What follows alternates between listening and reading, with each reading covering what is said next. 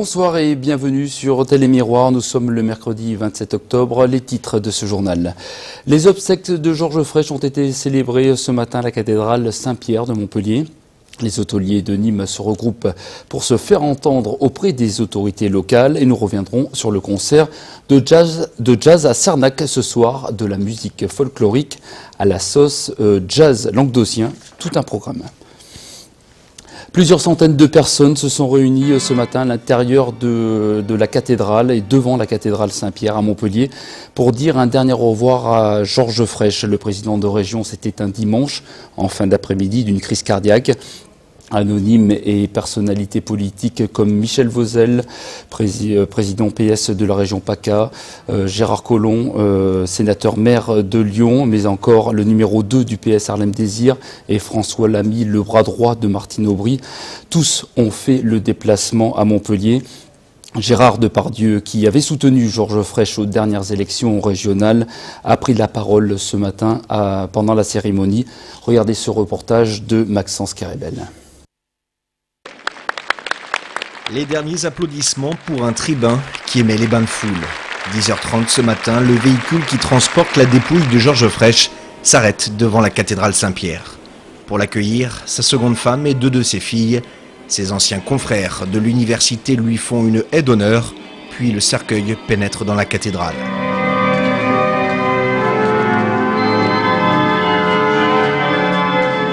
À l'extérieur, les Montpelliérains se sont massés, le parvis est noir de monde.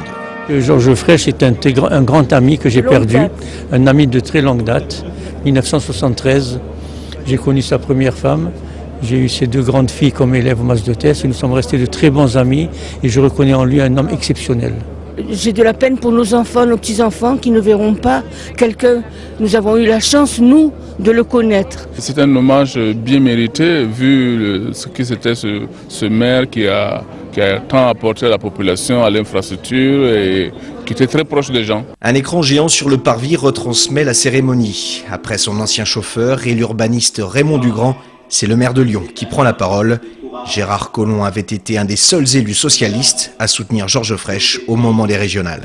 Vous, les habitants de Montpellier, vous, les habitants du Languedoc-Roussillon, vous pouvez être fiers de Georges Frêche et rappeler sans cesse sa mémoire. Lui disait tout fort ce que beaucoup pensent tout bas. Et donc évidemment cela choquait en haut lieu, mais en même temps les habitants avaient l'impression que leur voix était répercutée quelque part. À travers lui, il se faisait entendre. Et qu'avons-nous dit? Ma vie, mon Dieu, ma sainte douceur. Avec Gérard Depardieu qui a lu un texte de Saint-Augustin, des personnalités politiques, sportives ou culturelles sont venues rendre un dernier hommage à Georges Frêche. Ah, c'est dur. Personnellement, depuis dimanche, je ne suis pas trop bien. Mais enfin, on fera avec. Les orateurs qui se sont succédés l'ont remis debout par rapport à tout ce qui lui avait été reproché, tout ce qui avait été dit sur lui. Et moi, je suis très fier d'avoir été son directeur de cabinet. Et ce soir, tous les gens qui ont été là ont compris que c'était un grand homme. On n'est pas dans des calculs politiciens, on verra plus tard. Pour le moment, grand monsieur est parti, il n'y a que ça qui est important. Après 2 heures de cérémonie, le cercueil quitte la cathédrale pour rejoindre dans le Tarn le village natal du président de région. Les ultimes applaudissements de la foule. À quelques encablures de l'université où il a enseigné, Georges Frêche emprunte les petites rues de l'Écusson pour la dernière fois. Et Jean-Paul Fournier, retenu en voyage d'affaires à New York, a tenu à rendre hommage aussi au président de région par communiqué de presse. Il a déclaré, je cite, « Je souhaite rendre hommage à cet homme passionné de la chose publique, à ce visionnaire qui a su impulser un développement spectaculaire à sa ville et à son agglomération. Au-delà des combats politiques qui furent parfois rudes avec lui, au-delà de son caractère entier et ses déclarations brutales, il avait une connaissance très fine des dossiers. Il savait reconnaître et soutenir les projets d'avenir pour nos territoires. » Fin de citation. Écoutez, des personnalités de tous bords politiques donc ont tenu à rendre un dernier hommage à Georges Frêche, le bâtisseur. Écoutez d'autres réactions recueillies au micro de Pierre-Paul Castelli ce matin. Tout le monde se sent un petit peu orphelin. Moi, je disais, je connaissais le personnage, mais je ne connaissais pas l'homme. J'ai eu l'occasion pendant 2 ans de le côtoyer et de voir ce qu'il a fait pour... Je crois que l'hommage qui lui a été rendu parle tout seul. Je crois que tout a été dit. Ça a été un grand bonhomme, mais c'est vrai que les gens qui parlent haut et librement sont souvent un petit peu décriés. Un peu chaos. Chaos même, je l'ai dit.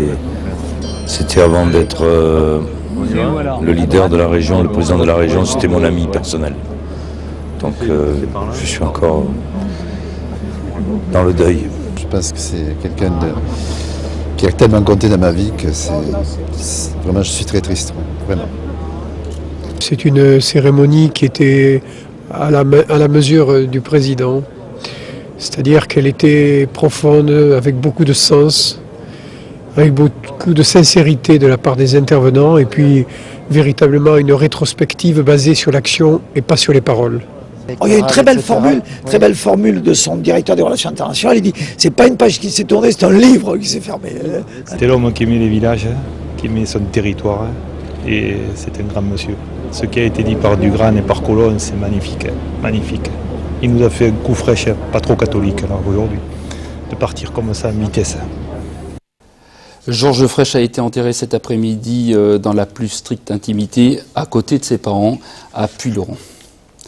Pour l'instant, c'est donc Josiane Colleret qui assure par intérim la présidence de la région. Mais il faut déjà penser à la succession de Georges Frêche à la tête de la région. Le 10 novembre prochain, de nouvelles élections internes au conseil régional seront organisées. Plusieurs noms commencent à circuler pour succéder à Georges Frêche. Le Gardois, président du conseil général Damien Alary. Christian Bourquin, président du conseil général des Pyrénées-Orientales. Jean-Claude Guessot, Didier Codorniou ou encore François Delacroix, qui a travaillé près de 30 ans aux côtés de Georges Frêche. On passe à la mobilisation contre la réforme des retraites. Hier, le texte a été voté au Sénat et a été adopté aujourd'hui par le Parlement. Demain, les syndicats appellent à une nouvelle journée de mobilisation, une manifestation qui partira des Jardins de la Fontaine à 10 h. Du coup, des perturbations sont à prévoir dans les transports. À la SNCF, comptez 1 TER sur 2, 8 TGV et train grande ligne sur 10. La grève touchera aussi le réseau de bus de l'agglo de Nîmes. Les professionnels de l'hôtellerie de Nîmes s'organisent avec seulement 60% de taux d'occupation sur l'année. Les hôteliers ont décidé de prendre le taureau par les cornes en créant un club hôtelier. Pour l'instant, il regroupe 32 membres sur 48. Objectif, travailler en collaboration avec les collectivités, les institutions et les autorités locales pour tenter d'améliorer la situation de l'hôtellerie sur l'agglo de Nîmes. On écoute les représentants du club hôtelier de Nîmes. On s'est dit, il vaut mieux que la mairie n'ait qu'un seul interlocuteur, un interlocuteur de poids, qui regroupera la majorité des hôteliers pour faire avancer les sujets sur lesquels nous sommes préoccupés. On a le stationnement des bus en centre-ville qui est un réel problème aujourd'hui pour que les touristes puissent visiter nos monuments. On a la signalétique, et alors là c'est nos clients qui nous le disent tous les jours, ils ont du mal à trouver nos hôtels. Et enfin, alors c'est un dossier un petit peu plus important, un petit peu plus gros, mais c'est les festivités et les concerts notamment qu'il y a sur la ville. On voudrait réussir à terme, je dis bien à terme parce que il faut le temps de le faire, à ce qu'il n'y ait pas trop de dates qui se superposent et que taux d'occupation, pour le faire progresser, il faut qu'on remplisse les trous entre guillemets, c'est-à-dire que là où il y a besoin de monde, qu'on fasse plutôt des événements à ce moment-là. Il est important de faire quelque chose pour augmenter cette fréquentation hôtelière et qu'on arrive rapidement à au moins prendre 10%. Alors en termes de délai, on ne va pas se parler de délai, mais prendre 10%, ça serait bien. Depuis un an, le bus de l'agence Triangle Intérim sillonne la France. Un bus qui vient à la rencontre des demandeurs d'emploi. Objectif, informer les chômeurs sur le travail en intérim et leur proposer des emplois sur Nîmes. Vous pourrez aussi bénéficier de quelques avantages en choisissant le travail temporaire. Les explications de Priscilla Ansem au micro d'Alain Bellon.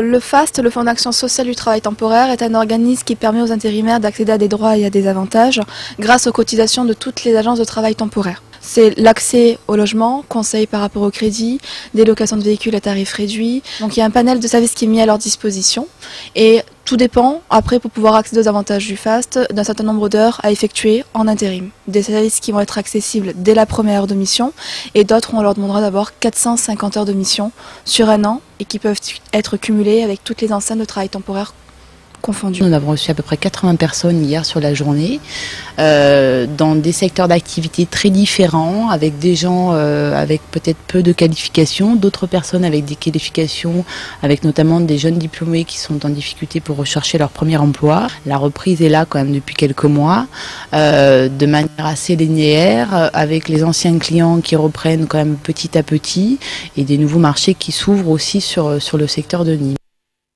Le bus est installé au bas du boulevard Amiral Courbet jusqu'à demain 17h30.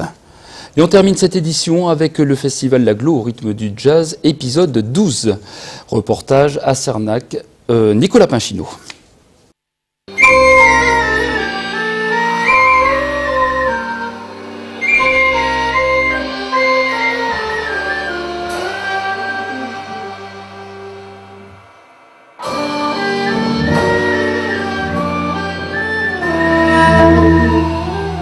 Le groupe s'appelle Kaitou et dans le Gard, et pas que dans le Gard, mais en fait, surtout dans le Gard, c'est le nom qu'on donne à toutes les farandoles, tous les enchaînements de rondes qu'il y a dans les villages pendant les fêtes. Voilà, c'est les Kaitou. C'est les enchaînements de thèmes que tout le monde connaît, mais personne ne sait comment ils s'appellent.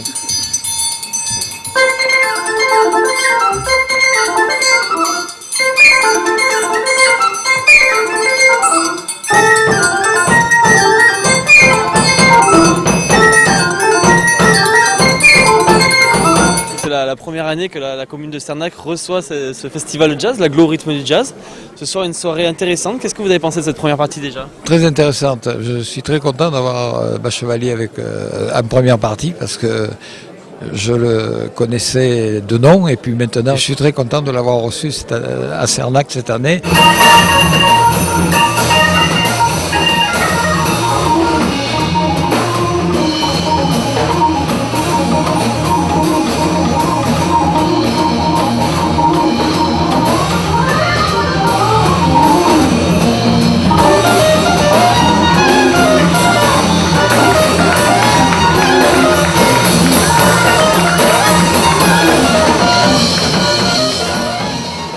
C'est la nouvelle scène, je dirais, new-yorkaise, avec Eric Gunnison au piano, Nels Svensson à la basse, Vince Hector à la batterie.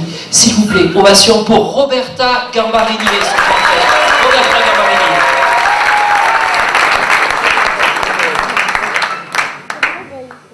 That's where you find me. So low.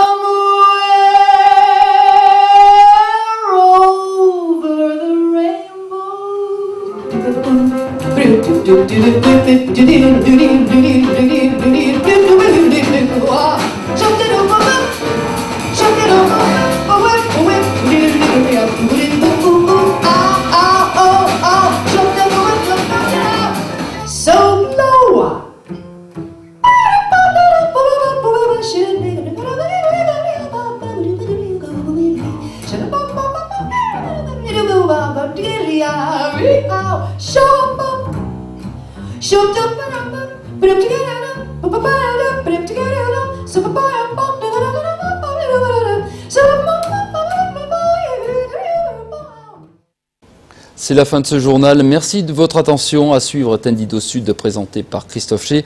Nouveau point sur l'info demain à 12h30 avec Marlène Laroche. Bonne soirée sur Télémiroir.